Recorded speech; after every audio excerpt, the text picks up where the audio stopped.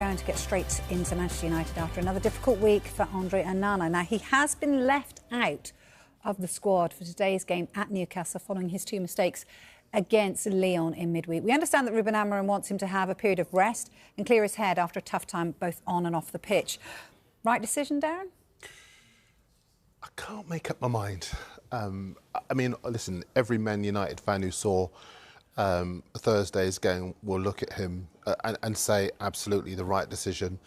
All players want to play. And you would imagine the best way for him to get out of this bad run of form is to play again. Now, today's game, every game is important when you're a Manchester United footballer and when you support Manchester United, but in the context of their season, it's not going to make that much of a material difference as to their domestic campaign. But ahead of the second leg of their European tie, dropping him is a big step. Now, will he be brought back for that game? Is he resting him so that he can bring him back? Or will it be longer than that? That's the big question. And all of these headlines in all of the papers today suggest that there is certainly doubt about his long-term future. Just on the right side, behind Darmesh, you might be able to see there's a bit of a difference of opinion because that headline there, the second one, just by his elbow there, drop Onana, no, give him a chance. That's Andy Dunn in the Sunday Mirror. Whereas that one underneath that headline, Axe might help Onana, he's a liability for United. That's Danny Murphy in the Mail on Sunday.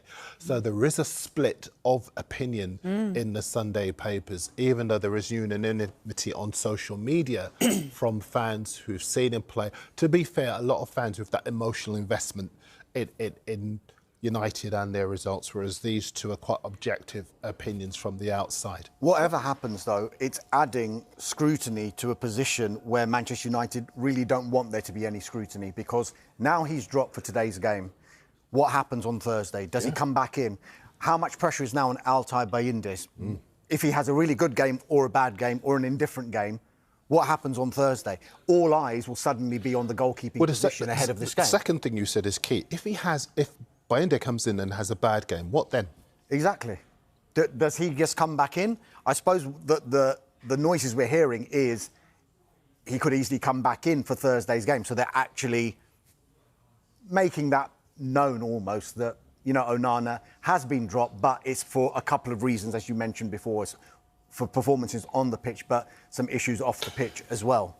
Look, there has been this characterisation of him as a bad keeper, right? He's played for Barcelona, he's played for Ajax, he's played for Inter Milan. He helped Inter Milan to the Champions League final. You don't do that if you're a bad keeper. I think he's having a bad season, absolutely right. I think he's lost his confidence. There have been moments where he's saved Manchester United previously. I remember games against some of the biggest teams in the Premier League where he's really been impressive. But there's no doubt about the fact that his confidence has drained away. And in the most recent games, he's been poor. He would accept that. Doesn't help with, you know, a fellow pro, Nemanja Matic, coming out and basically, you know, labelling him as the worst goalkeeper. I mean, did that surprise you? I mean, it was like, did he break a code? I'll be honest with you, and I'll tell you what I said a couple of pounds in the WhatsApp group. I thought Matic was disrespectful. I think he escalated it to a level where he didn't need to. I think Onana was talking in general terms, as a player would. We think we're better than them. You know, it's very sporting and competitive, but not too disrespectful. Riyad Al-Samurai in the Mail on Sunday says, hang on a minute, when Matic was at Man United, only one of his 5 seasons at the club was decent. The rest, it was a pale imitation of the greats. So let's not kid ourselves about how good he thinks he was. Now, it is the case that maybe Onana possibly shouldn't have engaged it and taken it any further, but, you know, we're all human. You know, somebody says something about one of us, you feel that instinctive urge to respond. But I just felt that Matic made it unnecessarily disrespectful, and I certainly didn't like that from a personal point of view and from a journalistic point of view as well. Listen, I always say to you on this show, we are in the information business. So I'm never going to say that players, managers, fans, anybody shouldn't speak. But I just think that Matic spoke about Onana in a way that I don't think he would speak about other players. It was very individual and very personalised, wasn't it, really? I mean, he was asked the question because Onana had said that Manchester United, on paper, are better than Lyon. But that doesn't justify him going to that level. I get that. Matic did say, statistically, he is one of the... I know. It's not the best thing to say. It did sound very disrespectful, but look what happened off the back of it. Because Matic suddenly will probably think, I've got into his head. And very much so. Look at the mistakes he made in that game. And now he's been rightly or wrongly. Of course, I get your point. I get your point. But do you think Matic is sitting there thinking, oh, I wish I hadn't done that after what had happened on that night? No. Listen, I don't think he'll care one iota as to where Onana is and the impact that it's had on him. I just think in general terms, for Matic to speak that way about a fellow professional, we don't see it very often. And I just felt he was unnecessarily disrespectful. Paul Scholes said that Onana initially should have kept his mouth shut, but that was one of those situations where he was asked the question, and he is clearly going to back his own club to say, yeah, we're better than... We believe we're better. Yeah. But maybe there's another way to answer that question, and maybe not say it in such black and white terms as we're better. Oh, you know, trot out that line, you know, all games in Europe are difficult, they're a tough opponent. You don't need to go into that, we're better than the other team. It kind of strikes me that Matic might have targeted Onana, regardless of what he'd said. It felt like something that he just wanted Unfortunately, to say. when he's having a bad game, it goes almost from bad to worse with him. In the past, when we've watched him have a bad game, it's, you know, it just gets worse and worse. So you can see that he's one of those players that kind of does need that confidence boost, and this is exactly what he hasn't got this time. Yeah, and listen, there have been games, certainly when he initially arrived, where he'd made mistakes and he fronted up. You know, he was not short of the confidence to come forward and say, yeah, I made that mistake, but I'm going to stand up to be counted. He didn't hide. And there is no doubt, I'm not sitting here saying that he's had a good season or even trying to defend the mistakes and whatever else. I just felt that I just didn't like the discourse. As soon as I saw it, I didn't think, oh my goodness, isn't that funny? Or as they say, savage or whatever. I just felt it was a disrespectful way to speak about another fellow professional. And we don't often see that discourse plummet to that level. And I just don't... It's a personal thing, I suppose, but I just don't like to see. And you wonder whether he's had those conversations. I'm going to say we don't know whether he's had those conversations with Amorim this week, but the fact that he's been dropped as well, I wonder what that does for him right now as well. The fact that everyone's going to be talking about him being dropped. Look, away from Onana, the papers are going quite heavy in today about the fact that there's going to be a pretty big summer clear-out. Yeah, I want to point you to that one up there, £200 million fire sale. We can have it on the screen. It's in the Sun on Sunday, although it's among a number of players. The headline is Old Trafford, and they are the players who could well be going. And you can look at the subdeck in Phil Thomas's piece. I've picked that out because it's got a graphic of all of the players that they suggest could be sold off to raise that amount of money for Amorim to bring new players into the club. Now, bear in mind, Amorim's made it clear, he was speaking to Melissa Reddy last week, wasn't he, that he's not going to spend the money on big-name players. It's going to be players who can fit into his system. But these are the players who could be sacrificed as a result. Of course, Onana's among them, Anthony's there, Marcus Rashford's there, Garnacho is there, Tyrell Malacia is in there as well. A number of players who could go so that they can get the money to bring the players in to back their manager. I said last week, it is a fallacy to say that United do not back their managers. They do. Even when everyone outside feels, actually, it's not quite the right thing to do, as they did with Ten Hag. But they give their managers the money to spend, and that's what they want to do. And Jim Ratcliffe said the same, didn't he, to Gary Neville. We want to back our manager in the transfer window. For the club, not necessarily for Amorim, for the club, this is a huge, huge summer. And I'm sure the transfer king will underline that.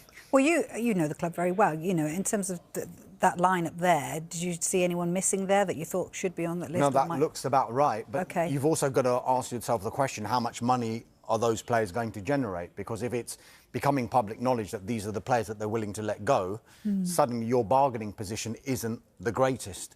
You've spent, what, 80-odd million pounds on Anthony. How much are you going to recoup of that money?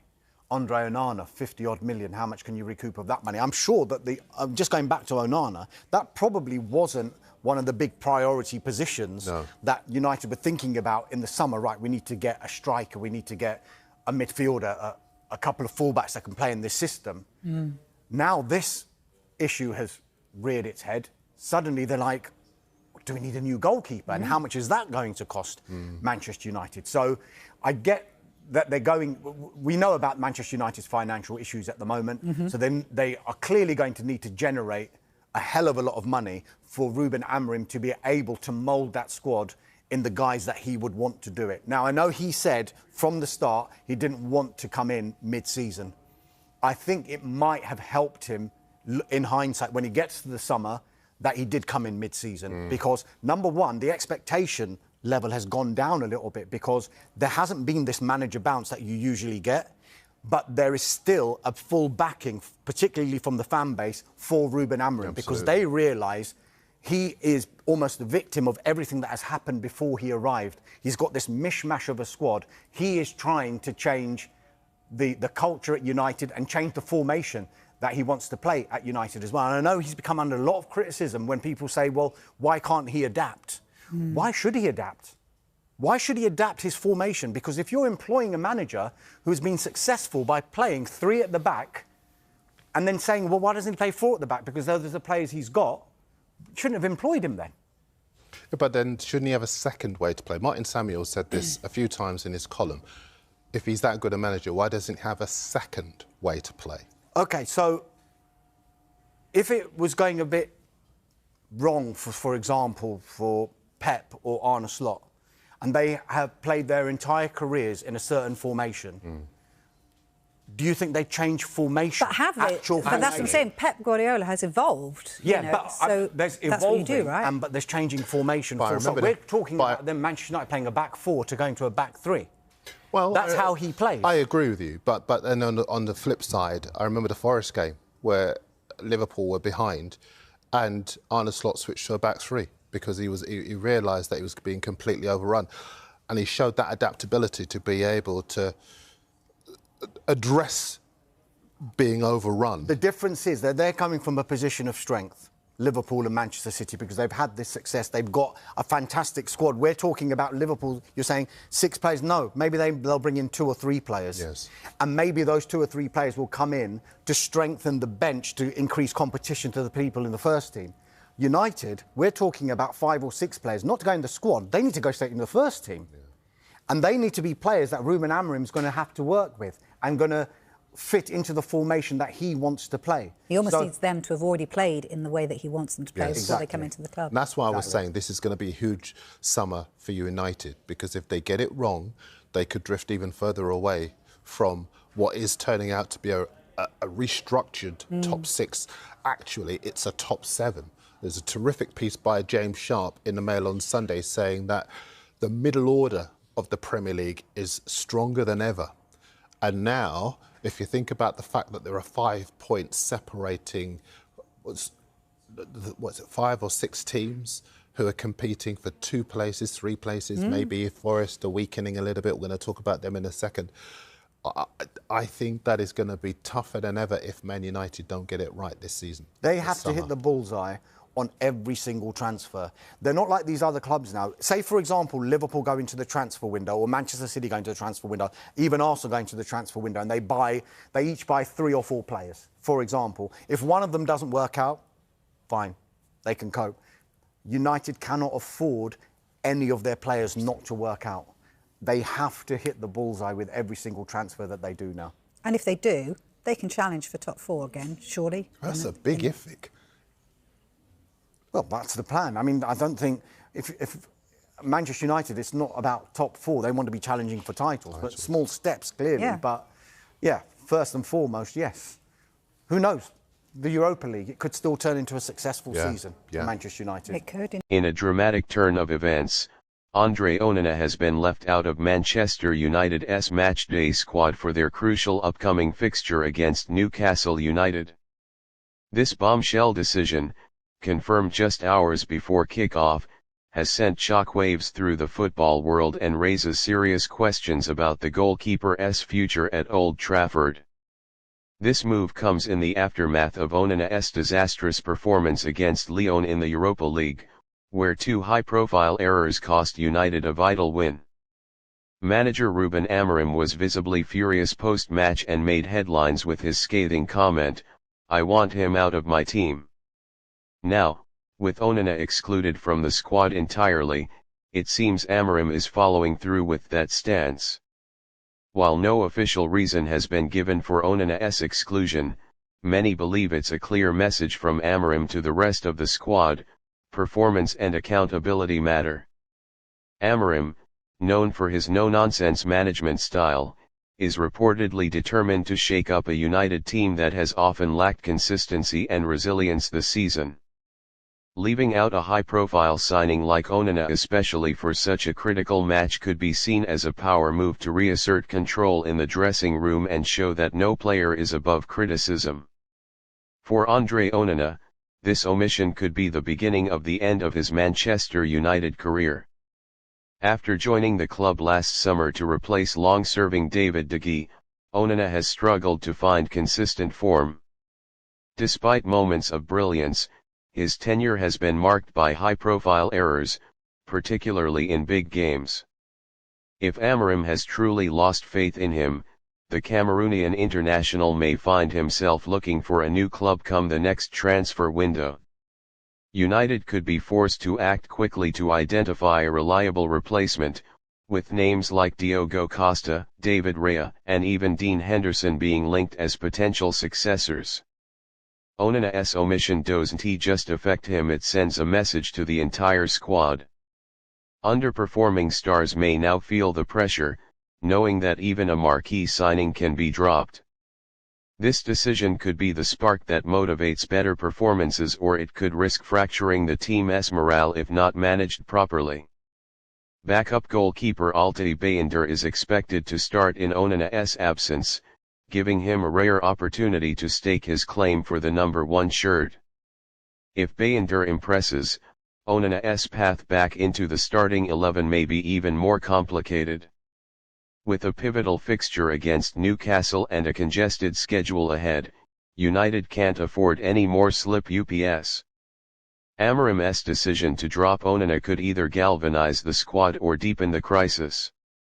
Either way, it's clear the manager is taking bold steps to restore discipline and set new standards at the club. For Onana, the road ahead looks uncertain. Unless he can quickly rebuild trust and form, his time at the Theatre of Dreams might be coming to an abrupt and unexpected end.